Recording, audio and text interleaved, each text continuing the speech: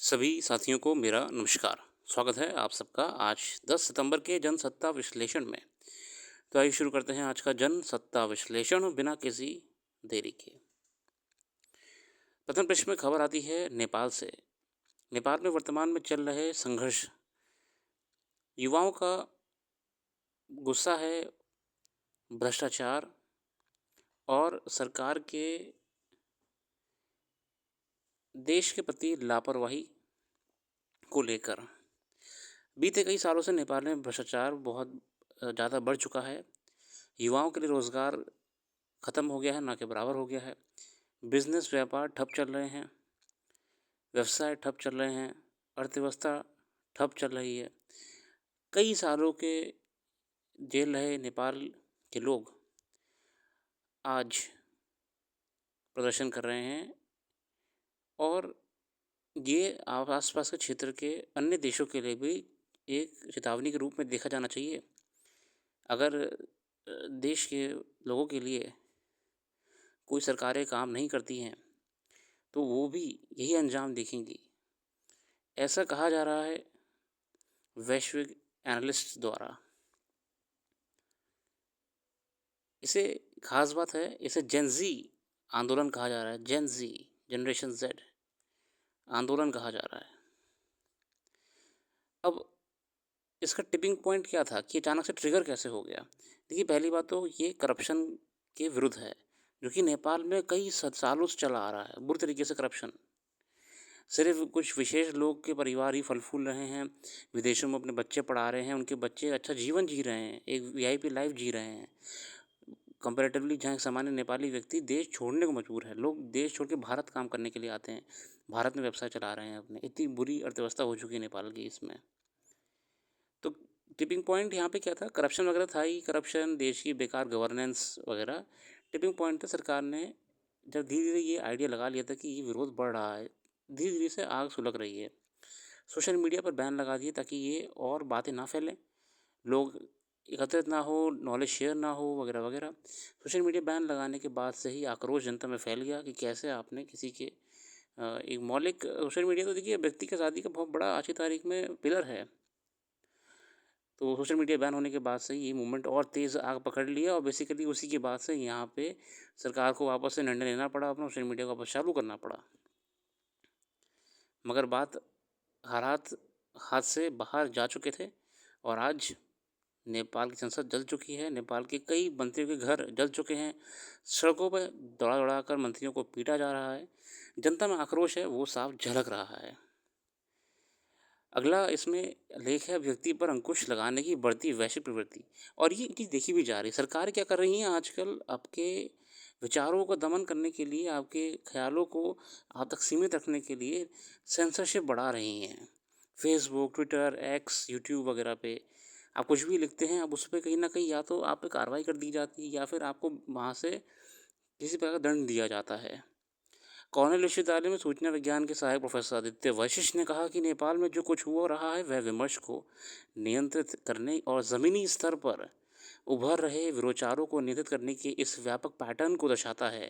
उन्होंने कहा कि पड़ोसी देशों पाकिस्तान और बांग्लादेश में ऐसे कई बार हो चुका है जिनमें सरकारों ने सोशल मीडिया बैन वगैरह लगाया हो। तो ये कोई नई बात नहीं है, असल में मैं कहना चाहता हूँ कि ये सोशल मीडिया पर चल रहे विमर्श को नियंत्रित करने की एक बखूबी स्थापित रणनीति के तहत किया गया था। पूरी सरकार को डर डर लगने लगा था कि ये मूवमेंट बढ़ ना जाए अचानक से, इसीलिए सरकार ने ये निर्णय लिया था। अब देखने वाली बात यहाँ पे यही है कि ये जो ट्रेंड है ये बढ़ता जा रहा है। कई देशों में सरकारें आपके थॉट्स को कंट्रोल करने के लिए या फिर विचारों का प्रभाव रोकने के लिए सोशल मीडिया जो कि आज की तारीख में सबसे आसान माध्यम है, उसे प्रतिबंधित कर रही है या फिर नियंत्रित कर रही है। आगे बढ़ते हैं आज के संपादकीय इस क्रम में है सेहत पर संकट, विरोध की आग, आर्कटिक की संपदा पर हक की होड़। सेहत पर संकट देश के कई शहरों और महानगरों में वायु प्रदूषण इस कदर खतरनाक स्तर पर पहुंच गया है कि इसका सीधा असर लोगों के फेफड़ों पर पड़ने लगा है। नतीजा यह है कि लोगों की आयु घट रही है और वे कई तरह की बीमारियों का शिकार हो रहे हैं। हर वर्ष लाखों लोग सांस से जुड़ी बीमारियों के अलावा हृदय और रोग और कैंसर जैसी जटिलताओं का सामना कर रहे हैं। दरअसल लंबे समय तक जहरीली हवाओं के बीच रहने से फेफड़े की कोशिकाएं कमज़ोर पड़ने लगी हैं। श्वसन रोग से संबंधित 8वें राष्ट्रीय सम्मेलन रेस्पिकान 2025 में विशेषज्ञों की ओर से साझा किए गए आंकड़ों ने चिंता बढ़ा दी। हाल ही में आयोजन हुआ था, एक सम्मेलन हुआ था रेस्पिकॉन नाम से, उसमें ये चिंता की कई बातें निकल के आई हैं। उनके मुताबिक देश में हर वर्ष फेफड़े के कैंसर में 81,700 नए मामले आ रहे हैं। इतना ही नहीं, हवा में प्रदूषण का असर केवल फेफड़े तक सीमित नहीं, बल्कि ये शरीर की रोग प्रतिरोधक क्षमता को भी कमज़ोर कर रहा है। बच्चों की सेहत पर भी जहरीला हवा का गंभीर असर पड़ा है। विशेषज्ञों का कहना है कि फेफड़ों का स्वास्थ्य को एक दिन में नहीं बिगड़ता। अगर सामूहिक रूप से समन्वित प्रयास किए जाएं तो स्थिति को और ज़्यादा गंभीर होने से बचाया जा सकता है। देश में सार्वजनिक परिवहन तंत्र को सुदृढ़ नहीं किए जाने का नतीजा है कि लोग आवाजाही के लिए निजी वाहनों का अधिक इस्तेमाल करते हैं। हर वर्ष सड़कों पर बड़ी संख्या में नए वाहन आ रहे हैं, जिससे प्रदूषण का स्तर बढ़ रहा है। निराशाजनक है कि ना तो उद्योग से निकलने वाले कचरे तक धुएं की नियंत्रित करने के कोई ठोस उपाय अब तक हो पाए हैं, ना ही फसलों के अवशेष जलाने की समस्या को कोई प्रभावी समाधान निकल पाया है। देखिए, जो एयर पॉल्यूशन करने में सबसे मेजर कंट्रीब्यूशन है, फैक्ट्रीज़, इंडस्ट्रीज़ हैं और सिटी म्युनिसिपल वेस्ट है, अर्बन अर्बन वेस्ट है। ये बड़े काम को कंट्रोल करने के लिए आज तक कोई प्रॉपर सॉल्यूशन नहीं ला पाए हैं। इसकी जगह छोटे सॉल्यूशंस पे काम करती थी सरकारें कि वायु प्रदूषण के चक्कर में 10 साल पुरानी गाड़ियाँ बैन कर देगी, 15 साल पुरानी गाड़ियाँ बैन कर देगी। फैक्ट्रीज़ पे आप अंकुश लगाइए ना, इंडस्ट्री पे अंकुश लगाइए ना आप। कैसे फैक्ट्रीज़, उद्योग, कारखाने अपना अपशिष्ट जो है वो नदियों में बहा रहे हैं। क्यों सीवेज ट्रीटमेंट नहीं कर रहे हैं? उनके ऊपर क्यों ये दबाव नहीं डाला जा रहा है कि वो ये काम करें? आज भी ये इंतज़ाम नहीं हो पाए हैं और ये संकट रेस्पिकॉन 2025 में भी प्रॉपर डेटा के साथ हमारे सामने रखा गया है। अगला है विरोध किया कि ये आपके नेपाल को लेकर ही है। भारत के पड़ोसी मुल्क बांग्लादेश के बाद अब नेपाल में युवाओं का आक्रोश सड़कों पर दिखाई दे रहा है। आगजनी, तोड़फोड़ और हिंसा में कई लोगों की जान चली गई है। सरकारी संपत्तियों को भी बड़े पैमाने पर नुकसान पहुंचा है। सरकार की वो सोशल मीडिया पर प्रतिबंध लगाने से सुलगी विरोध की उस चिंगारी में संसद तथा प्रधानमंत्री और राष्ट्रपति के आवास भी अछूते नहीं रहे। प्रदर्शनकारी की भीड़ को नियंत्रित करना सुरक्षा बलों के लिए असमय बड़ी चुनौती है। हालात इस कदर बेकाबू हो गए हैं कि प्रधानमंत्री को अपने पद में इस्तीफा देना पड़ा। इससे पहले सरकार के कुछ मंत्री भी अपना पद छोड़ चुके हैं। सवाल यह है कि आखिर देश का युवा इतना ज़्यादा आक्रामक कैसे हो गया? शासन और स्थानीय प्रशासन युवाओं के गुस्से का समय शांत करने में वह क्यों नाकाम रहा? क्या सरकार की इस बात का इल्म नहीं था कि हालात इस कदर बिगड़ सकते हैं? जैसे नेपाल सरकार ने पिछले हफ्ते सोशल मीडिया पर प्रतिबंध लगाने का आदेश दिया था। सरकार का तर्क था कि देश में सोशल मीडिया मंचों से संबंधित कंपनियां पंजीकरण कराने का अनिवार्यता का पालन करने में विफल रही हैं। सेंसरशिप कंट्रोल करना मीडिया को यहाँ पे क्वेश्चन है। इसके बाद बड़ी संख्या में युवा सड़कों पर उतर आए और सरकार के इस फैसले का विरोध करने लगे। सोमवार को विरोध प्रदर्शन का दायरा व्यापक हो गया और काठमांडू में युवाओं की उग्र भीड़ ने जगह जगह पर तोड़फोड़ शुरू कर दी। इससे युवाओं का आक्रोश बढ़ गया और भीड़ संसद भवन परिसर में घुस गई। दी गवर्नेंस, करप्शन, ये हर देश की समस्या है और समय रहते अगर देश इस पे काम नहीं करेंगे तो जनता आंदोलन कर देगी। ये चेतावनी नेपाल को देख के कई देशों को एक तरीके से इनडायरेक्टली मिल चुकी है। युवाओं को क्या चाहिए होता है? रोजगार, एक सामान्य जीवन और बेसिक फैसिलिटीज़ जीवन में पूरी हो जाएँ। अगर सरकार ये भी उन्हें नहीं दे पाएँगी तो सोचने की बात है। आर्कटिक की संपदा को लेके बहुत बढ़िया संपादकीय आया है प्रमोद भार्गव साहब द्वारा। प्राकृतिक संसाधनों को हथियाने की होड़ में लगी वैश्विक ताकतों की निगाहें आर्कटिक के खजाने पर टिकी हैं। हालाँकि ये क्षेत्र अत्यंत दुर्लभ है और यहाँ से धातुओं का दोहन बेहद कठिन है। आर्कटिक में ऐसी दुर्लभ खनिज संपदा है कि वह जिस देश की हाथ लग जाएगी वह आर्थिक और सामरिक रूप से समृद्ध हो जाएगा। अभी भी आर्कटिक क्षेत्र से रूस के जरिए विश्व का 40% पैलेडियम, 20% हीरे, 15% प्लैटिनम और 11% कोबाल्ट, 10% निकल और 8% जिंक का उत्पादन होता है। देखिए कितना आज भी प्रेशियस यहाँ पर मिनरल्स मिलते हैं आपके। इसलिए क्षेत्र की ज़रूरत आर्थिक रूप से संपन्न देशों की हो रही है। अपनी अर्थव्यवस्था को सुदृढ़ करने के लिए अमेरिका, रूस और चीन आर्कटिक पर कब्जे की होड़ में शामिल है। दरअसल इस क्षेत्र में खनिजों के दोहन की होड़ इसलिए बढ़ रही है क्योंकि जलवायु परिवर्तन के कारण आर्कटिक महासागर का जल स्तर घट रहा है। अब जब ये घट रहा है ना, तो नीचे दबे हुए जो आपकी पूरी आइस शीट में, आइस शीट जो होती है उसमें जो दबे हुए मिनरल्स हैं, खनिज हैं, ये बाहर आ रहे हैं। बर्फ़ पिघल रही है तो इनका दोहन करने का मन कई देशों का चल रहा है क्योंकि आर्थिक रूप में इनकी वैल्यू बहुत ज़्यादा होगी क्योंकि ये बहुत ही प्योर फॉर्म में मिलेंगे आपको। ये उत्तरी ध्रुव के चारों ओर एक वृत्त में घिरा हुआ है, दुनिया का सबसे छोटा है और उतला महासागर है। इसलिए ये देश आर्कटिक क्षेत्र के संसाधनों की तलाश में उत्खनन बढ़ाने में लगा हुआ है। जलवायु परिवर्तन के संकेत साफ दिखने लगे हैं। नए शोध बताते हैं कि आर्कटिक से हिमनद तो टूट ही रहे हैं, वायुमंडल का तापमान बढ़ने के कारण बर्फ भी तेजी से पिघल रही है। जलवायु पर बदलाव का बड़ा संकेत संयुक्त अरब अमीरात में भी दिख चुका है। बीते 75 वर्षों में यहाँ सबसे अधिक बारिश दर्ज की गई। 24 घंटे में 10 इंच से ज़्यादा हुई इस बारिश ने रेगिस्तान के बड़े भूभाग को दरिया में बदल दिया। हाल ही में ये हुआ था।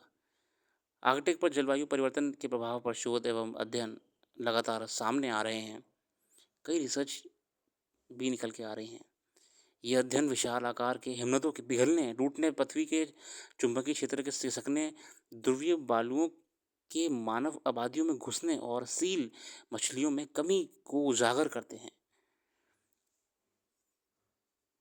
चेंजेस हो रहे हैं नेचुरली। अमेरिका के national snow and science data centre के अध्ययन के मुताबिक वर्ष 14 में ही उत्तरी ध्रुव के 32.90 लाख वर्ग किलोमीटर क्षेत्र में बर्फ की परत पिघली है। ये क्षेत्रफल लगभग भारत भूमि के बराबर है। इस संस्थान के अनुसार उत्तरी ध्रुव पर बर्फ जितनी कठोर थी अब उतनी नहीं रह गई है। इसके ठोस हिमतल में 40% की कमी आई, मतलब जो पहले थिकनेस वगैरह भी थी ये कम हो रही है। हिमतल में एक वर्ष में इतनी बड़ी तरलता इस बात को का अ, होता है कि भविष्य में इसके पिघलने की गति और तेज हो सकती है। और जिस जिस जिस गति से पिघल रहे हैं हिमनद आपके, ये सोचने वाली बात, चिंता वाली बात है अपने आप में। और इनके पिघलने से नीचे जो भंडार हैं अपने आप में खनिजों के, वो देशों को आकर्षित कर रहे हैं। अब यहाँ पे भले ही आर्थिक रूप से फ़ायदा दिख रहा है, मगर ये पर्यावरणीय रूप से चिंता की बात है कि इतनी जल्दी पिघलना, मतलब कि हम विफल रहे हैं ग्लोबल वार्मिंग और पर्यावरणीय परिवर्तन को रोकने में।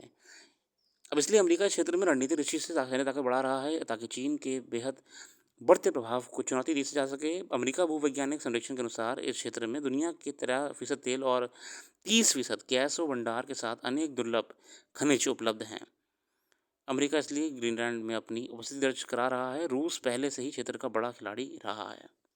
इसलिए अमेरिका पिछले कई समय से ग्रीनलैंड पे अपना हक जमाने की कोशिश कर रहा है। चीन भी एक्टिव है। चीन ऐसा नहीं है, चीन तो बस बहुत ही फुल तैयारी में है आर्कटिक ओशन को एक्सप्लोर करने के लिए, उसको यूज़ करने के लिए। आर्कटिक रीजन को, आर्कटिक तटीय सागर की आधी से ज़्यादा लंबाई रूसी क्षेत्र में आती है। जहाँ रूस की प्राकृतिक संपदा का दोहन कर उसका उत्तरी समुद्री मार्ग में कारोबार करने की कोशिश में जुटा हुआ है। हालांकि अभी भी रूस की अर्थव्यवस्था में 10% के बाद की भागीदारी आर्कटिक की खनिज संपदा के दोहन पर ही निर्भर है। अच्छा, ये नहीं कि अभी वहाँ पे आपका एक्सकवेशन एक्सप्लोरेशन नहीं हुआ है, कई लंबे समय से हो रहा है। चीन आर्कटिक क्षेत्र का नया खिलाड़ी है। उसने इस क्षेत्र में बुनियादी संरचना और परियोजना में निवेश शुरू कर दिया है। चीन दूसरे देशों के बढ़ते कदखल के कारण स्वयं को अब आर्कटिक का निकटतम देश बताकर अपनी दावेदारी मजबूत करने के प्रयासों में है। चीन भी कह रहा भैया मैं भी यहाँ पे मौज करूँगा आके, खनिजों का दोहन करना चाहता हूँ ताकि मैं अपनी अर्थव्यवस्था को और बेहतर कर सकूँ और अपने उत्पादन को और बढ़ाऊँ। चीन यहाँ अपने परमाणु ऊर्जा चलित जहाज़ों के भेजने की कोशिश में है। अमेरिका के जेल के लिए चीन की ये नई चुनौती है। जहाँ बर्फ़ पिघलने के चीन अपने लिए अनुकूल स्थिति इसलिए मान कर चल रहा है क्योंकि तेज़ी से बर्फ़ पिघलने से उत्तरी समुद्री मार्ग खुलते जा रहे हैं। सुएज़ नहर की तुलना में व्यापार के लिए ये नया मार्ग अधिक सुरक्षित माना जा रहा है। इससे ना रास्ता छोटा पड़ जा रहा है। एक लंबा रूट लेने की जगह अब आर्कटिक रीजन से गुजर सकते हैं जहाज़, जिससे व्यापार में भी कॉस्ट कम आएगी, ट्रांसपोर्टेशन की, लॉजिस्टिक्स की। सुदूर आर्कटिक परिषद में कुल 8 देश कनाडा, फिनलैंड, डेनमार्क इत्यादि शामिल हैं। अमेरिका ने ग्रीनलैंड में शीत युद्ध के आरंभ में ही सैन्य ठिकाना बना लिया था। अच्छा, वो ग्रीनलैंड भी आपका प्रॉपर अमेरिका का बेस है, ठीक है, मिलिट्री बेस। इस पहले थूले नाम से जाना जाता था, लेकिन अब पिटफुक स्पेस बेस के नाम से जाना जाता है। ये थूले आपका मिलिट्री एयर बेस है यहाँ पे। इस ठिकाने पर एक अत्यंत शक्तिशाली रडार अमेरिका ने तैनात किया हुआ है, जो यहाँ की जानकारी उसे तुरंत भेज देता है। ये रडार इतना सतर्क है कि अंतरिक्ष में सक्रिय किसी गेंद जैसी वस्तु को भी ये देखने में सक्षम है। यानी परमाणु हथियार ले जा रहे बैलिस्टिक मिसाइल अगर इस क्षेत्र से गुजरती है तो वह रडार की पकड़ में आसानी से आ सकती है। कोयले का भी इस क्षेत्र में अकूत भंडार है। औद्योगिक विकास में वास्ते खनिज संपदा के लिए यह व्यापारिक गतिविधियां तेज हो गई हैं। इस कारण यहाँ पारिस्थितिक तंत्र गड़बड़ाने लगा है। इस क्षेत्र में जलवायु परिवर्तन के अनेक दुष्परिणाम दिखाई दे रहे हैं। इनमें से एक उत्तरी और दक्षिणी ध्रुव क्षेत्रों में पृथ्वी पर बढ़ते तापमान के कारण बर्फ का पिघलना भी है। अत्यधिक गर्मी या सर्दी का पड़ना भी इसके कारक माने जा रहे हैं। वैज्ञानिकों की यही चिंता अब तक और ज़्यादा बढ़ गई जब आर्कटिक में फ्रांस से भी बड़े आकार के हिमनद टाइटेन के पिघलने की जानकारी अनुमान से कहीं ज़्यादा निकली। बड़े-बड़े हिमनद के पीसेस पिघल रहे हैं, पूरे-पूरे देश के जितने बड़े-बड़े पीसेस।